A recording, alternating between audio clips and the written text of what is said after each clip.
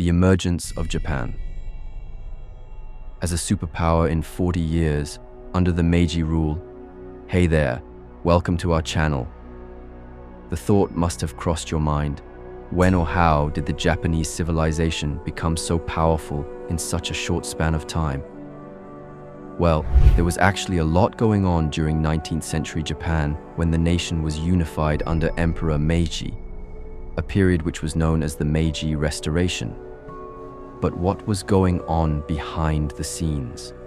What was the political situation of the land, and how did the nation achieve such tremendous growth in a span of just 40 years, 1865, 1905? Surely they must be doing something right with their policies, and fate probably had a role to play in the rapid success of the nation. Want to know the full story of how Japan became a superpower and the secret behind their growth? Keep watching for all the exciting details and a glimpse of Japanese imperialism. The Meiji Restoration. It all began with the ascension of Prince Mutsuhito to the chrysanthemum throne, succeeding his father, Emperor Komei, who was young and open to new ideas of rule and government of the society. He is also known as the first Meiji Emperor, overall the 122nd Emperor of Japan, and was only 14 years old when he succeeded the throne. He is known to be sympathetic towards his subject and cooperative with his advisors and council. His ascension coincided with the ongoing pressure on shogunate to conform to more modern rules of government and to integrate old traditions and customs with the ongoing trends, particularly the Western culture. The shogunate was the council of military dictators of Japan, and the public knew them to be the actual rulers of the nation, in whose hands the real power lies. Mutsuhito also desired for a more democratic form of government and therefore petitioned for the restoration of the emperor's power. A year later, his requests were granted when Tokugawa Yoshinobu resigned from his position, and power returned into the hands of the emperor before a new system of government was formed. The first thing the assembly did after gaining power was pass a legislation that limited the power of military into administrative affairs and encouraged education within the public. The hold of the office of a certain government or administrative position was limited to 4 years before a public ballot was held to elect the new candidate. Class distinction was abhorred, and the selection of individuals was on the basis of merit and capabilities rather than the family background or social class of the person. New taxation systems were introduced, but the Meiji rule honored the old treaties signed by shogunate to continue diplomatic relations and trade with the outside world and maintain the economy of the country. To revolutionize things further, the capital of Japan was changed from Kyoto to Tokyo, and a new name was given to the city, known as Edo. The rule of Mutsuhito was called Meiji, meaning enlightenment, and rightfully so. The country was on the verge of colonization by the British powers before the Meiji rule due to the ongoing conflicts within the lands, where much of the country was taken by feudal lords who ruled them to their own accord. After Mutsuhito took over and significant changes were made within the government, daimyos surrendered peacefully that symbolized the ultimate rule of the emperor extending to all parts of the kingdom. Daimyos were the feudal lords who had taken hold of certain areas of Japan and formed their own government as part of the Han system. Surrendering to the emperor meant that Japan was no longer isolated and showed the unified image of the nation, showing stability and power to the colonizing powers of the world. To ensure peace with the feudal lords, the government played a tactful move, making them governors of the lands previously under their control, allowing them to resume their hereditary position. This ensured they stayed on their side, prevented hostility within their lands and any rebellion that may occur later on. The Hans, or the lands belonging to the feudal lords, were replaced by prefectures in 1871, which still exist in contemporary Japan.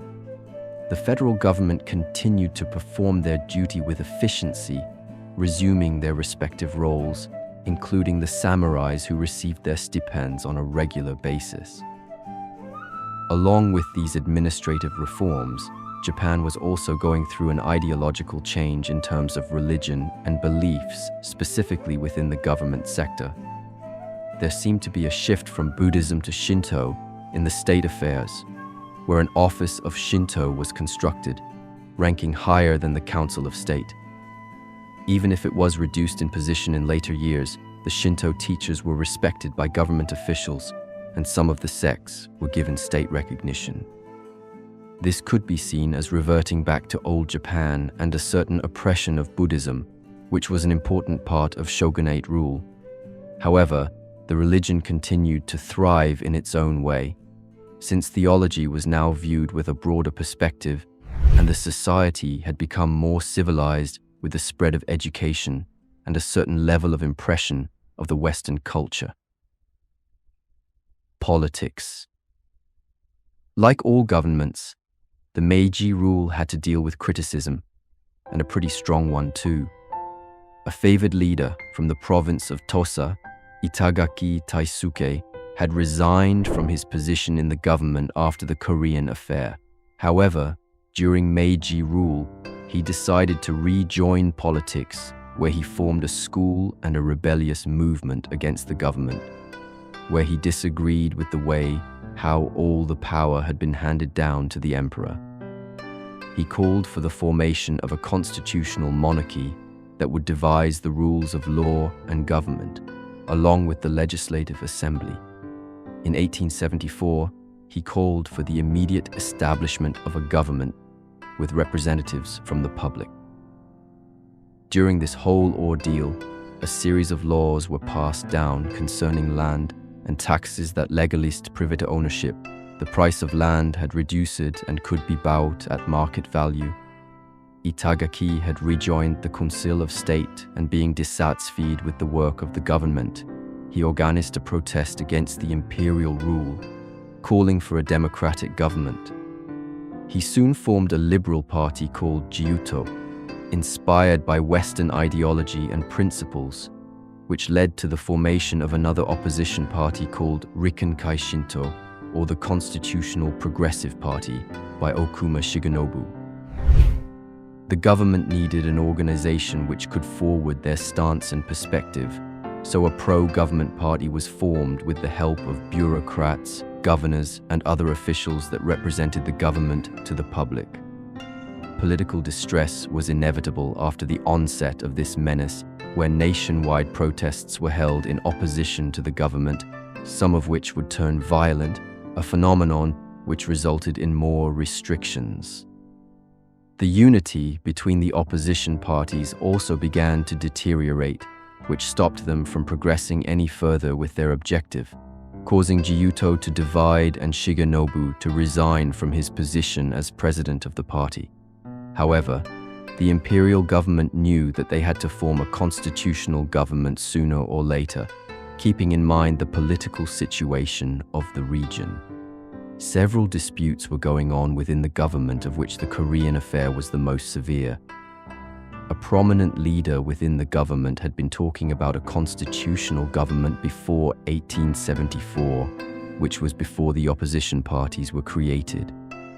Immediately submitting to the demands of the parties would weaken their position, so they opted for a midway.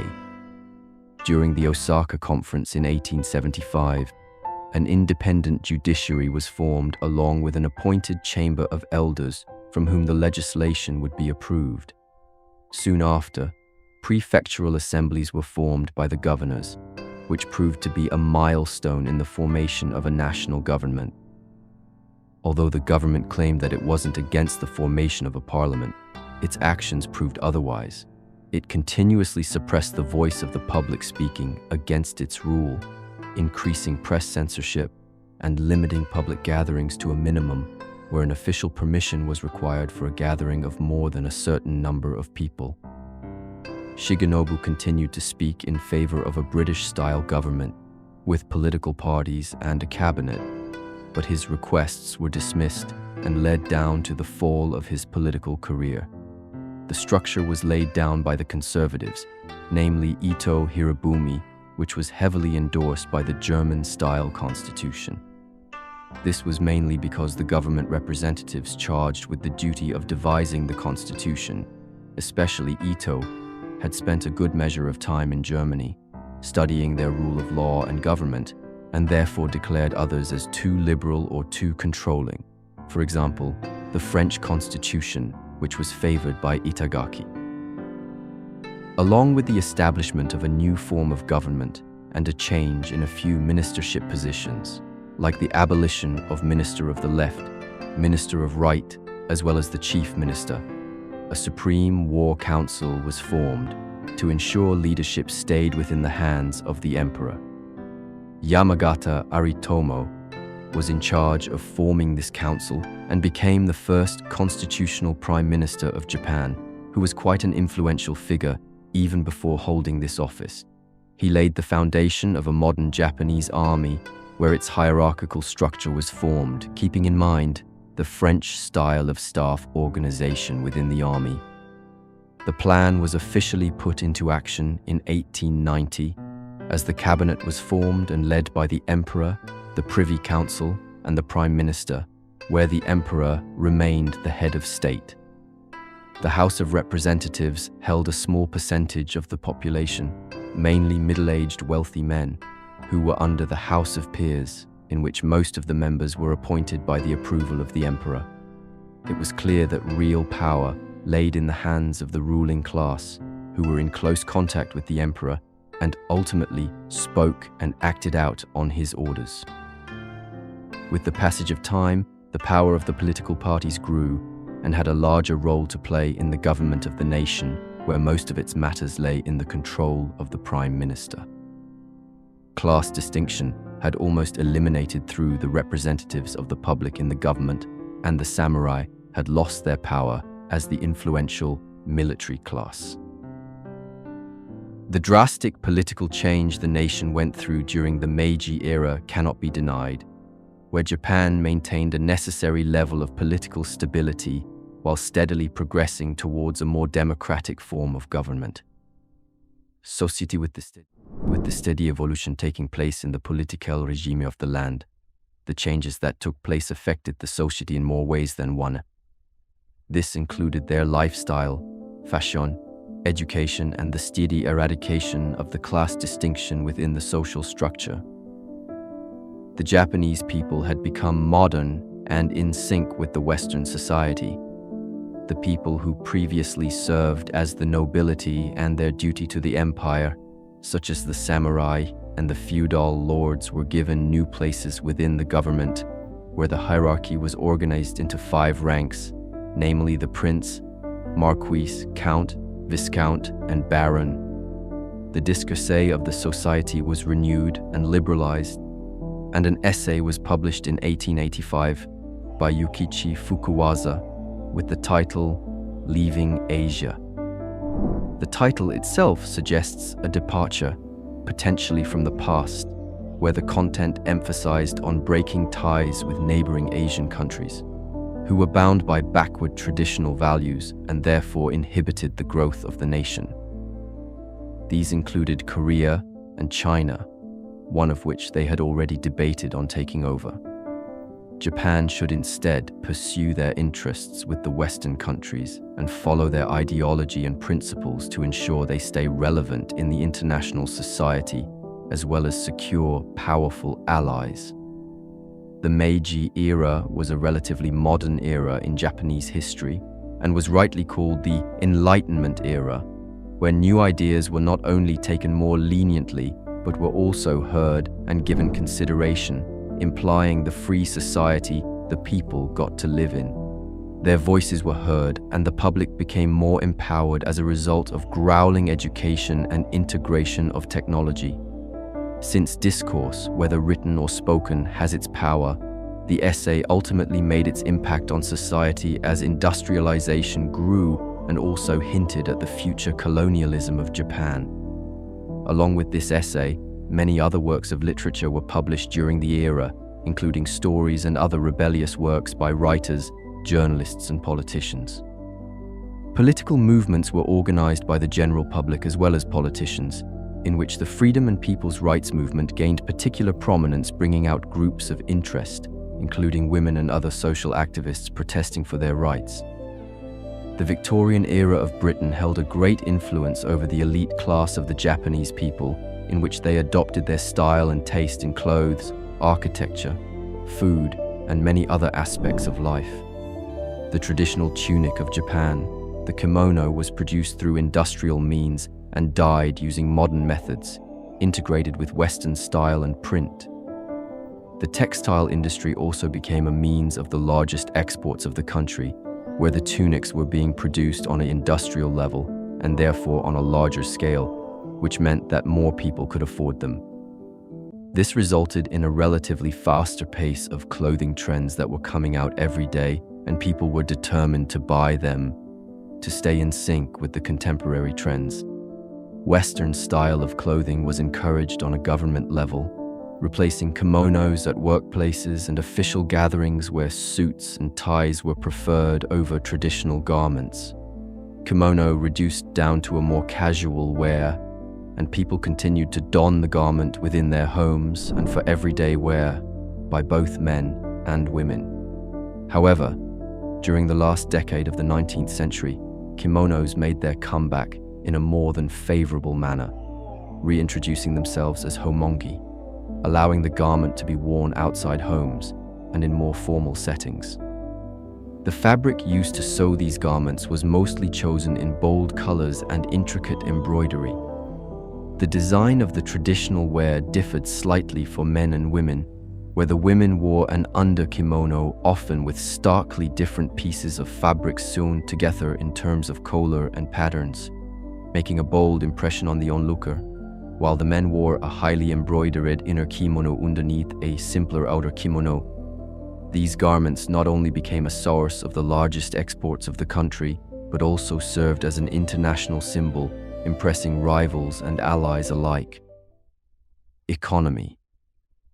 For any nation to become a world power, it is essential for their economy to not only be stable, but also continuously expanding. And that is precisely what happened during Meiji rule. Japan went under a rapid industrialization process, following closely the footsteps of the West and its principles that signified their industrial revolution and underscored them as the superpowers of the world. The government inaugurated a series of reforms to bring about the Industrial Revolution in their own regions and stabilize and elevate their economy to a higher level. In 1890, the Bank of Japan was formed to facilitate the development of new industries that introduced opportunities for the public that was becoming highly educated and skilled. The monetary tax system and agricultural tax system was integrated into one after significant reforms in the agricultural industry. Railroads were laid down and the existing infrastructure of the country was rebuilt and improved, which meant the provision of new roads that enhanced the transport system and ultimately proved fruitful for the economy as well as eased the lives of civilians. The rail system was rapidly developed after the opening of the first railway station in Tokyo to Yokohama in 1872, which greatly facilitated manufacturers and traders for the ease in transportation of raw material and product. Exports were already growing thanks to the great taste of the Japanese people, where their traditional kimonos were exported to various parts of the world. Silk and cotton industries were first developed in the sector, allowing the country to produce their textiles locally and at a much faster pace. Previously, most of the yarn was imported from Europe that owed to increased expenses of production. After the import of European machinery to produce their own yarn not only helped increase them, increase their production, but also their yearly revenue by millions in just a little more than 10 years, in which they became one of the largest exporters of cotton worldwide. Future plans were made for development of the country, in which education formed one of the topmost priorities for the leadership. Like all aspects of the country, the education system was formed similar to the West, where thousands of students were sent abroad to earn their degrees, acquire knowledge and apply it back home. European students were invited, and the country spared no expense in improving the quality of education of the local student body, where more than 3,000 Western experts were hired to teach a variety of subjects to the students, such as science, military, navy, medical, engineering, foreign languages, and several others, to make sure they produced individuals that would prove to be assets for the country in the near future. Perhaps the biggest factors that contributed to Japan's success lies in the acceptance and the fair adoption of the Western culture and regime, and its integration in the socio-economic structure of their own nation. That, along with their focus on education and determination to achieve their objective, made sure they succeeded and proved unstoppable. Military. With the expansion of the industry and the overall growth of the economy, the government grew concerned about the security situation of the country and started to make reforms in the military as well. Although the new government reforms had restricted the interference of the military in politics and their power to a certain extent, it gave them the chance to refocus on their duty and perform it efficiently. As previously told, the military reforms that took place under the Meiji rule were in close resemblance of the European armies, particularly the French and German. The government secured a large reserve and closely studied foreign military affairs and systems, while making military service compulsory for all men. After the forced signature of Treaty of Kanagawa, the military had to take steps to strengthen their position to prevent further interference from the West. In 1868, the government built the Tokyo Arsenal, and the first military academy was established by Omura Masujiro for the training of new men and personnel into the army. But his request in later years for the settlement of people of all classes in billets turned the shogunate against him, which led to his assassination in 1869. Another arsenal was opened in Osaka, which was responsible for the production of machine guns and ammunition, while 4 gunpowder facilities were available at this site, leading to the expansion of the Japanese military base. Hyobusho, or the War of Office, was replaced by the Naval and War Departments separately. However, the conscription law passed in 1873 faced heavy opposition by both samurai and civilians. However, the government was not to be deterred by these protests and began implementing the reforms after the French army, which was divided into 3 ranks, namely the privates, non-commissioned officers, and officers respectively. These ranks were further subdivided into more ranks, and the duties were assigned accordingly to ensure discipline and maintain control of the system. Civil war broke out in 1877 that put the new army to the test. This began with the onset of the last rebellion of samurai, led by Saigo Takamori. He left Kagoshima with a small number of soldiers and entered Tokyo before laying siege to the Kumamoto castle, after his army was fired upon by the imperial army. Instead of withdrawing back with his forces, he persisted where he and his men faced a small skirmish at the mountain pass. They got to see the strength of the national army, after which both of them decided to retreat and gain their strength. The real battle took place in March on the island of Kyushu, known as the Battle of Tabaruzuka, in which both sides suffered heavy losses despite their preparation and training. The national army had the advantage of the conscription law, which they availed and reinforced their resources before preparing an attack on the enemy. They finally managed to break the lines of the rebels and ended the siege of 54 days. Seeing that the end was near, the rebellion soldiers fled to the north while being swiftly pursued by the national army, who caught up with them at Mount Enodake, where many of them surrendered to the imperial forces. The few loyal ones that were left traveled to Kagoshima before engaging in a final face-off with the national army on 24th of September 1877, marking the end of the samurai, including Saigo. It is of no doubt that the rebellious forces were sufficient in themselves and proved to be a worthy opponent of the national army. However, the ultimate victory of the imperial forces marked the strength of the soldiers and stood as a testimony for the reforms that took place under the Meiji rule. Foreign relations. The support of the Western ideology and powers cannot be overstated while referring to the Meiji rule. The leaders saw potential within the Western government and hastily adopted their manners, which was a significant factor in securing their quick success. The government dealt with all aspects of their rule systematically, and relations with other countries was no exception.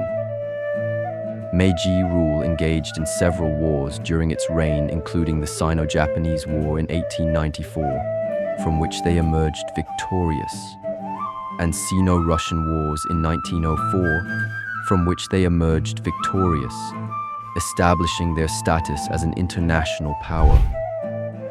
They did not play a very prominent role in World War I and mostly stayed out of the conflict. Other than forming an alliance with Britain and occupying the land seized in China for some time. Britain lost its economic stability to a certain extent after the World War, causing it to lose some of its assets and its profound status as the world economic power. This allowed other entities to slide in, including US and Japan, who had earned their rightful place in the international market through their exports. The economic growth of the nation allowed them to explore relations and expand their international policy to other parts of the world, included colonies of Britain, like India and Indonesia.